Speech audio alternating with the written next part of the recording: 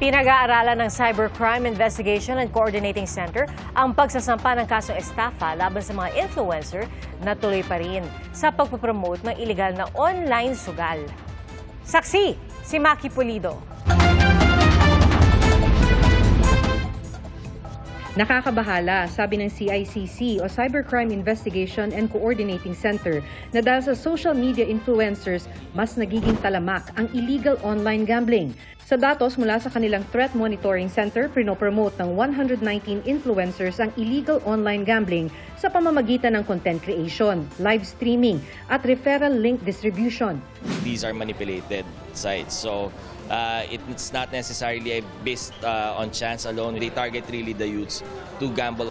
Hiningi na ng CICC na isara ng social media platform ang 49 sites ng mga influencers na nagpro-promote ng illegal online gambling. Pero 4 pa lang daw dito ang naisara. Ang mga hindi raw titigil, sabi ng CICC, kakasuhan nila ng estafa.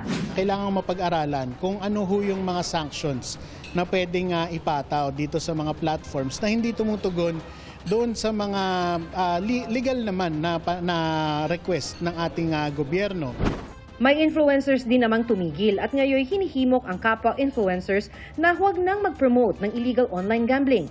Lesson learned na rin po sa akin dahil ang dami na rin talagang nalululong, lalo na yung mga minor. Masama talagang illegal site, maraming scammer, tumatanggap ng minor. So yun yung pinapaglaban natin ngayon. Sa monitoring ng CICC, mahigit 1,000 ang illegal online gambling websites, dagdag pa ang 146 websites ng illegal online sabong. Karamihan po dyan mga mirror sites, no?